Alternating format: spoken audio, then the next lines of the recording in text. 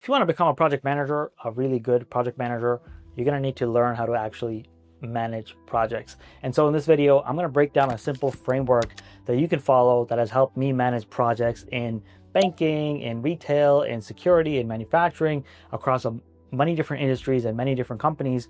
And so I want to break this framework down for you so it can resonate with you and you can use it the next time you're asked to manage a project. So grab a pen, a piece of paper, and get ready to take some notes, because this, I promise you, will be really helpful. But first of all, who am I and why should you listen to me? Well, I'm a project manager for the last 8+ years. I've worked across multiple different industries. I've traveled the world working as a project manager remotely. I've made over $300,000 in a single year as a project manager. I don't have a PMP or a CAPM, and that actually adds to my credibility because I still keep getting hired from company after company, contract after contract as a project manager. And also I have a growing community of 500+ members who are looking to become project managers through my guidance, through my coaching, through my training, and finding success with it. So without further ado, I want to break down how to actually manage a project here and just give you a simple framework that you can follow to do that on the next project. So let's assume that you've been given a project to manage, and now you're kind of you're worried and you're thinking, oh my God, how do I do this? What do I need to do to get this thing delivered? And so here's the first thing you need to think about. What is the high level objective of the project? So first thing you want to think about is the objective. What is the objective of this project? Why are you being asked to do this project in the first place? What is the reason for it? What are you trying to achieve? And just to give you another example, a second project that I worked on at Walmart was where I was actually deploying electronic price tags. So taking away the paper labels and installing digital electronic price tags across their stores. And so the high level objective there for me was to deploy the infrastructure to actually implement the automated pricing solution across Walmart Canada. So that is the first thing that you need to focus on as a project manager, or if you're being asked to manage a project, is to really consider what is the objective here, what are we trying to achieve here, and making sure you have complete clarity on that. Once you've got clarity on the objective that you've been given, the second thing you need to give consideration to is what's known as the scope.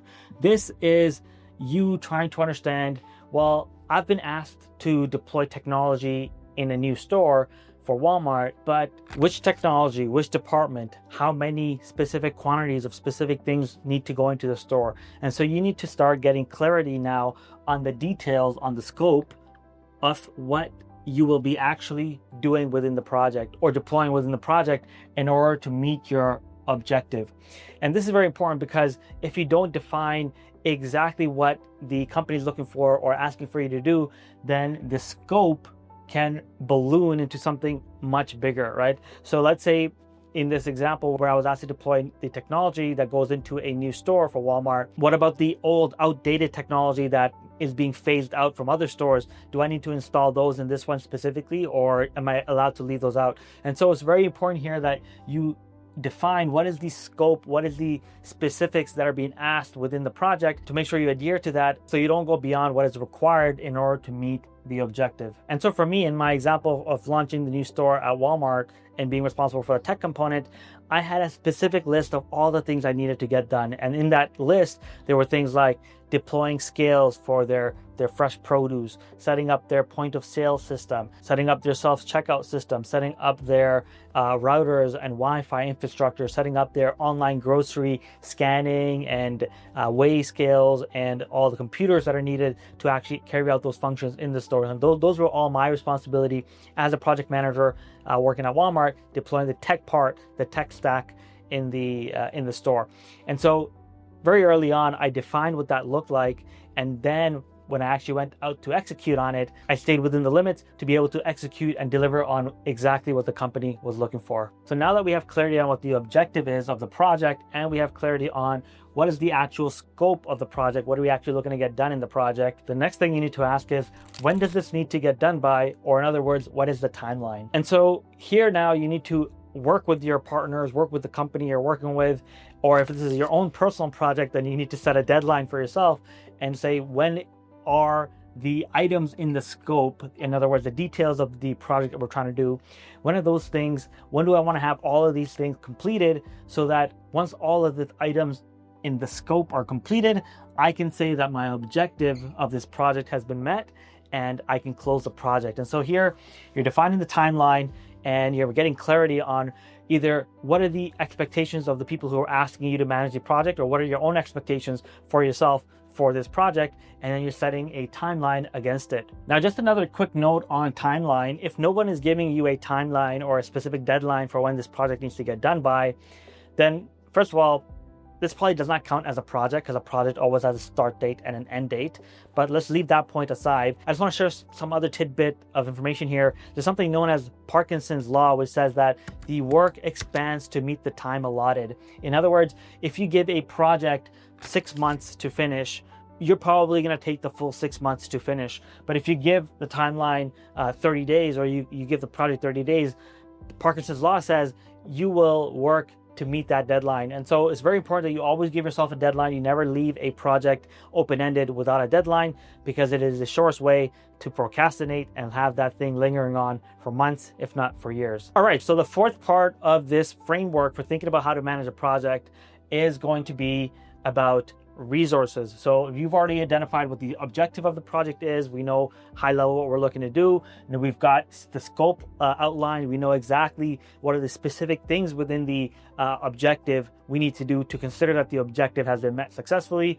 We talked about the timeline, that once we've got the objective down, we've got the scope down, we need to understand what the timeline looks like. When do we need to get this done by? And now we need to ask ourselves, what are the resources that we have on this project to be able to get this done? So when we talk about resources, we're talking about money, we're talking about people, and we're talking about physical and intangible resources. And so every project will typically have a budget, right? The amount of money you're allowed to spend in order to get this project delivered. Again, if you don't have a budget for your project, it's probably not considered a project. So every project, side note, every project has 3 things in order for it to actually be even considered a project. Number one, it has to have a timeline, it has to have a scope, what we just talked about, and it has to have resources. It has to have these 3 things in order for it to even qualify as a project, at least at a professional corporate level. And so just to summarize again, we've got the objective, we've got the scope, we've got the timeline. Now we're looking at what are the resources that we have at our disposal to actually get this project done successfully. And so we've got money, we have a specific budget that we're allowed to spend in order to acquire the resources, acquire the talent, acquire the knowledge, the skills, the software, the hardware, whatever we need to actually execute on the project. Who are the people that we are going to be working with that are going to deliver on the project? And so for me, when I was deploying new technology in this new store launch, I was assigned, or I was given someone to work with inside the store who would help me navigate and actually be the eyes on the floor for me, because I was doing this remotely. And so I had an IT partner on site who was actually coordinating things, receiving things in, installing equipment. And so he was a resource. He was a resource on my project. And so it's very important that when you are thinking through this project and thinking through what the objectives are and the scope and what you're trying to get done, and also looking at it within the context of, well, when do I need to get it done? Only then does the resources become a factor, because now you have all the details to see if you have enough resources to actually carry this about. So if I can use another example for a second, if you were asked to do a project where you need to create a new application, or you need to develop something, some software, and you know the objective, you know the scope, you know the timeline, you know it needs to get done in 3 months. But when it comes to resources, you realize you only have one developer, and you realize this one developer is not going to be able to get this entire project executed on in 3 months. And so you can realize now, by using this framework, that you have a deficiency in the resources, and that you will not be able to meet the timeline, because you'll just have one resource, and in order to actually meet that timeline, you would need to get 2 or 3 more developers working at the same time to be able to complete it successfully. And so what this framework allows you to do is to actually have the right conversations now with the right people to say, hey, based on the timeline here of getting this done in 6 months, and knowing that we only have $50,000, and for that we can only afford one developer, we don't think that it's realistic that this project will get done in 3 months. In order to get it done in 3 months, we need actually $100,000 to deliver within 3 months. So now the company has a choice to make, or the sponsor of the project has a choice to make. They can either decide, well, you know what, we definitely need to get this done in 3 months, so we'll give you more money so that you can hire more resources, so you can execute faster and get it done for us by the deadline.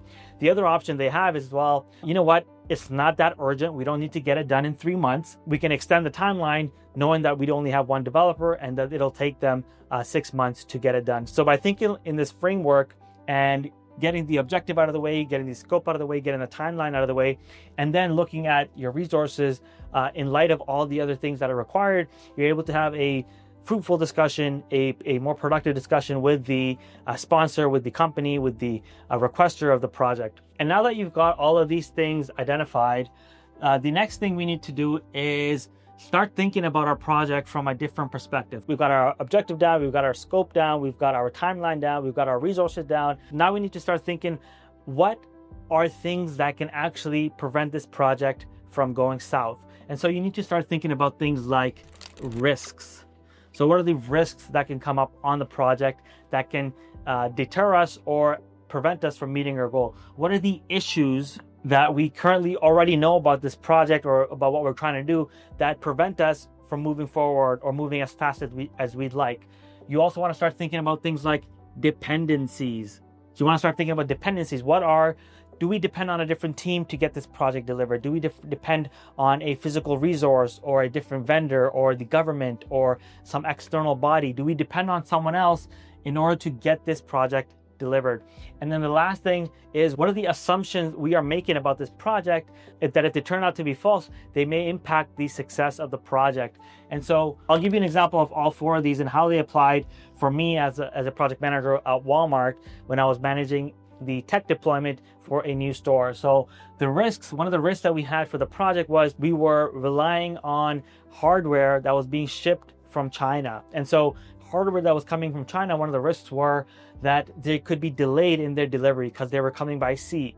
And so we had to track that as a risk, mitigate it by ordering our equipment as early as possible so that the project could still get done on time. So that's risk management. And so again, as a project manager, you've been asked to manage a project. You need to now start thinking in these terms, in these frameworks, so that you can make sure that your project is delivered successfully. So you're thinking about what risks could come up and how can you mitigate them so they don't impact your project. What are the issues that we need to deal with that we're already dealing with on our project? And so one of the issues that we had on my specific project for deploying tech at the store was that we actually did not have an IT resource on site when I started. And we identified that as an issue because we needed someone on site to be able to coordinate the communication with the store manager, with the assistant manager, with the different departments. And so that was a crucial role that we did not have, and we identified that as an issue. And then by having it identified as an issue, we were able to tackle that issue, solve it, and then move forward on the project. The third thing I had to consider was the dependencies. What are the dependencies on this project that can impact me from being successful or that I rely on in order to be successful? And so one of the dependencies we identified was that we're working with external vendors. So I relied on a vendor partner called Unisys for installing our cabling and installing all of our Ethernet and just doing all of the electrical work and networking work inside of the store. And so I was dependent on them and on their schedule. And so we marked that and tracked that as a dependency so that if there were any issues or if there were any challenges, we could identify them and address them earlier on than if we had not called it out as a dependency. And so the last thing that we needed to consider was, what are the assumptions that we're making on the project? One of the assumptions that we made for this project was that the quotes we had received for the equipment were not going to change when we actually went to place the purchase order. In other words, we were assuming that all the quotes and the amount that we've budgeted for the project is going to be correct, is going to be the same amount, that the prices are not going to change dramatically between when we ask for the quote and when we're actually going to place the purchase order. And so we made that assumption, and what we did throughout the project was we validated those assumptions to make sure, are these assumptions still relevant? Are these assumptions still true? And if they were not true, or if they had changed, then we could go and take a recourse of action. And so simply by thinking in this framework, thinking about what are the risks on the project, what are the issues, what are the dependencies, what are the assumptions, you as a project manager have a much better lens from which to manage the project, and it will dramatically increase the success rate of your project. And so by following this framework for managing projects, you can guarantee yourself success in managing that project, if you always identify the objective of the project and get clarity on that, if you always identify what the scope is of the project, what is actually being asked to be done on the project at a specific detailed level, what is the timeline on this project, when do we actually need to start and finish the project, what are the resources that we've been given to be able to carry this project out, and then also by going one level deeper into the project and considering what are the risks, what are the issues, what are the dependencies, what are the assumptions on the project, you can consider yourself a project manager and you can manage projects successfully using this framework. So I hope you like this video about how to manage a project, about how to think about managing projects, and hopefully you use this framework and you find it helpful and you'll use it for the next project that you're asked to manage.